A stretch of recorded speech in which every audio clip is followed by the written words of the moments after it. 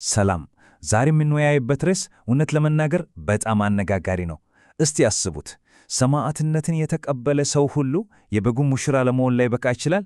አዎ፣ ልክ ነው የሰማችሁት። ይህ ጥያቄ በተለይ ስለ መጨረሻው ዘመን በሚደረጉ ስነ መለኮታዊ ውይይቶች ውስጥ ትልቅ ቦታ የሚሰጠውና ብዙዎችን የሚያከራክር ሐሳብ ነው። እስቲ ለአፍታ ቆም ብለን እናስበው። በዛ ታላቅ የሰርግ ግብዣ ላይ፣ በበጉ ሰርግ ላይ ማለት ነው፣ ሁሉም ሰማዕታት እኩል ክብር ላያገኙ ይችላሉ ቢባል ምን አይነት ስሜት ይፈጥራል? እንግዲህ የዛሬው ትንታኔያችን የሚያጠነጥነው ልክ ይህን ነጥብ ይዞ ነው። እንግዲህ በቀጥታ ወደ ክርክሩ ዋናው ነጥብ እንግባ። ግን እዚህ ላይ አንድ ነገር ግልጽ መሆን አለበት። ይሄ ውይይት የግል ስሜት ወይም አስተያየት ጉዳይ አይደለም። አይደለም። ይልቅስ በመጽሐፍ ቅዱስ ጥቅሶች ትርጓሜ ላይ የተመሰረተ በጣም ጥልቅ ስነ መለኮታዊ ጉዳይ ነው።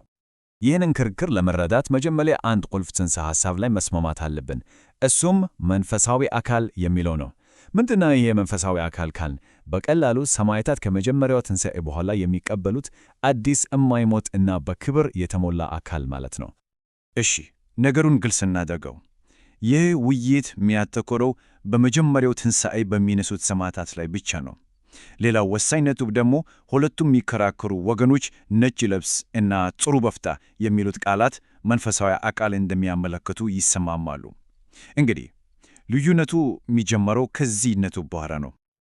አሁን ወደ ዋናው የክርክር ነጥብ ደርሰናል። በዚህ ጉዳይ ላይ ሁለት ፍጹም ተቃራኒ የሆኑ አመለካከቶች አሉ ማለት ነው። እስቲ እያንዳንዳቸውን በዝርዝር እንያቸው። እንግዲህ ዋናው ጥያቄ ነው፣ ሰማዕ መሆን እና የሙሽራነትን ክብር ማግኘት ሁለት የተለያዩ ነገሮች ናቸው ወይስ እንዴት ነው ነገሩ? አንድ ሰው ሰማዕት ሆነ ማለት በቃ በራስ ሰር የክርስቶስ ሙሽራ ሆነ ማለት ነው? አያችሁ አይደል? ሙሉ ክርክሩ የሚያጠነጥነው በዚህ ሐሳብ ዙሪያ ነው። እሺ፣ የመጀመሪያው ፍንጭ ወይም የክርክር ነጥብ የሚጀምረው ልብሶች ላይ ነው። አዎ፣ በመጽሐፍ ቅዱስ ውስጥ ሰማዕታቱ ስለሚለብሷቸው ልብሶች ከተጻፈው ነገር ማለት ነው። በጣም የሚገርመው ነገር እነዚህ ልብሶች አንድሁ ልብሶች ሳይሆኑ የተለያዩ የክብር ደረጃዎችን ያመለክታሉ የሚል በጣም ጠንካራ መከራከሪያ መኖሩ ነው። ጥያቄው ይሄ ነው። በራእይ መጽሐፍ ላይ ጥሩ በፍታ እና ነጭ ልብስ የሚሉ ሁለት የተለያየ ገለጻዎችን እናገኛለን። እነዚህ ቃላት የተለያየ ትርጉም ስላላቸው ነው ሆን ተብሎ የተጻፉት ወይስ ዝም ብሎ አንድን ነገር በተለያየ ቃል ለመግለጽ ነው? እዚህ ጋ ነው ነገሩ በጣም ትኩረት የሚስበው። የመጀመሪያው አመለካከት ምን ይላል? ጥሩ በፍታና ነጭ ልብስ ተብሎ መገለጹ ሆን ተብሎ ነው፣ አንዱ ከሌላው የላቀ ክብርን ለማሳየት። ሁለተኛው አመለካከት ደግሞ ኧረ በፍጹም ይላል። ቃላቱ ቢለያዩም በመሠረቱ ሁለቱም የሚያመለክቱት አንድ አይነት ነገር ነው። ይህም ሁሉም ሰማዕታት የሚቀበሉት መንፈሳዊ አካል ነው ብሎ ይሞግታል። የመጀመሪያውን አመለካከት የሚደግፉት ወገኖች በዋናነት የሚጠቅሱት ይህንን ጥቅስ ነው።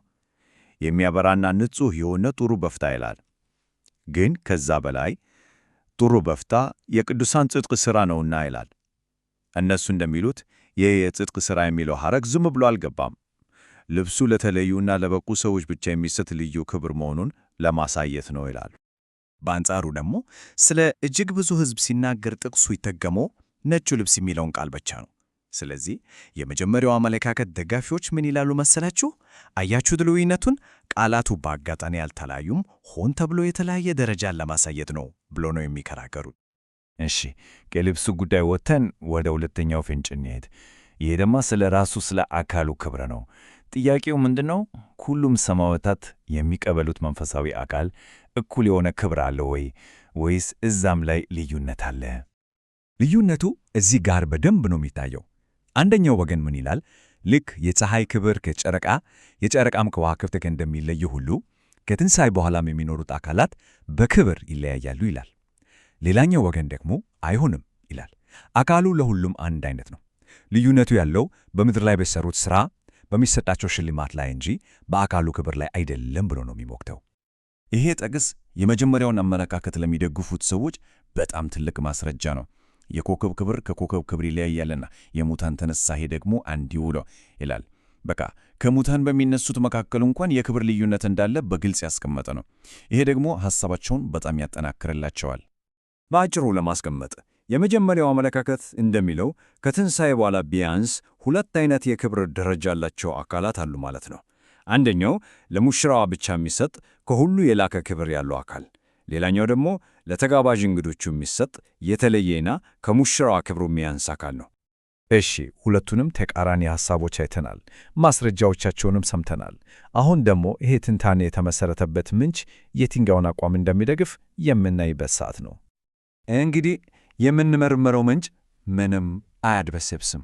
ሁለቱንም መከራከሪያዎች ካቀረበ በኋላ እኔ ይህንን አመለካከት እደግፋለሁ በማለት በግልጽ ያስቀምጣል። የኛው ሰማዕት የግድ ሙሽራ ላይሆን ይችላል የሚለውን ሰማዕትነትና ሙሽራነት የተለያዩ የክብር ደረጃዎች ናቸው ብሎ ነው የሚያምነው። እንግዲያ ዋናው ነጥብ ይህ ነው ማለት ነው። እንደዚህ አመለካከት ሁሉም ሰማዕታት ይድናሉ፣ ሁሉም ወደ አዲሲቱ ኢየሩሳሌም ይገባሉ። ነገር ግን የሙሽራነት ክብር ለሁሉም የሚሰጥ አይደለም። ይልቅስ በምድር ላይ በነበራቸው የታማኝነትና የሥራ ደረጃ የሚወሰን ልዩ እና ከፍ ያለ ሽልማት ነው። ስለዚህ ሁሉም ሰማዕት ሙሽራ አይደለም፣ አንዳንዶቹ የተከበሩ እንግዶች ናቸው ማለት ነው። እሺ፣ ምንጩ ግልጽ አቋም አለው። ግን እስቲ ከዚህ ሁሉ የሥነ መለኮት ውይይት ወጥተን እናስበው። ይሄ ልዩነት ለምን አስፈለገ? ሙሽራ መባልና እንግዳ መባል ለእኛ ዛሬ ምን ትርጉም አለው? እናም ይህንን ጥያቄ እንደ ማሰላሰያ ይዘን እንጨርስ። በሰማይ እንኳን የክብር ደረጃዎች ሊኖሩ ይችላሉ የሚለው ሐሳብ ስለ እምነት፣ በምድር ላይ ስለምንሠራው ሥራ እና ሽልማት ስንልስ ስለ ምንድን ነው የምናወራው? ስለ እነዚህ ሁሉ ነገሮች ያለንን አመለካከት እንዴት ሊለውጠው ይችላል? እስቲ ስለዚህ ጉዳይ በጥልቀት እናስብበት።